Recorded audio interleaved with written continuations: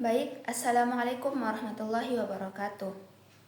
Yang terhormat Bapak, Ibu, dan teman-teman sekalian, marilah kita panjatkan rasa puji dan syukur atas kehadirat Allah Subhanahu wa Ta'ala yang telah memberikan kita nikmatnya. Salawat serta salam marilah kita curahkan kepada baginda kita Nabi Muhammad SAW. Pada kesempatan yang baik ini, mari kita bahas bersama mengenai hukum di Indonesia. Hukum sebagai seperangkat pengaturan yang mengatur kehidupan bermasyarakat diharapkan menjadi pedoman bagi seluruh warga negara. Namun, dalam praktiknya seringkali kita menemui berbagai persoalan yang mengiringi penegakan hukum di negeri kita. Para hadirin sekalian, hukum di Indonesia memiliki sejarah yang panjang dan kompleks sejak masa kolonial hingga era reformasi. Sistem hukum kita terus mengalami dinamika.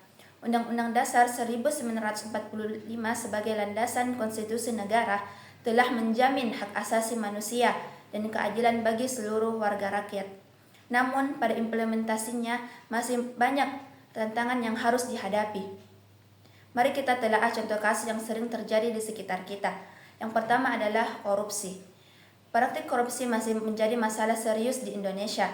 Kasus korupsi yang melibatkan pejabat negara, penegak, hingga aparat hukum masih terus bermunculan. Tindakan korupsi tidak hanya merugikan negara, tetapi juga merampas hak-hak bermasyarakat. Yang kedua adalah pelanggaran hak asasi manusia. Pelanggaran hak asasi manusia masih menjadi persoalan yang belum terselesaikan secara tuntas. Kasus-kasus kekerasan, diskriminasi, dan ketidakadilan masih terus bermunculan.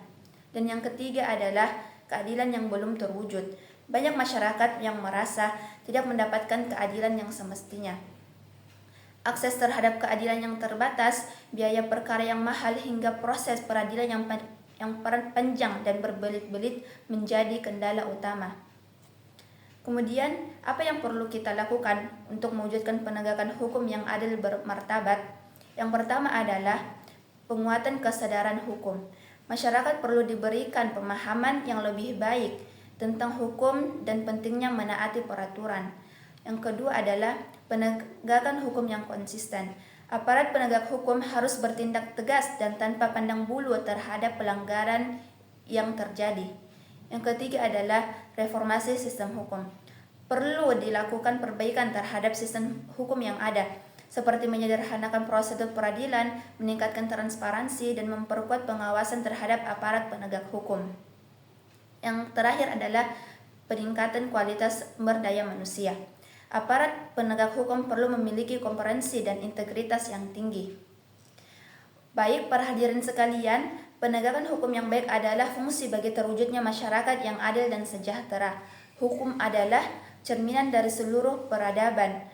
Oleh karena itu, mari kita bersama-sama mewujudkan hukum yang adil dan bermartabat di negeri kita.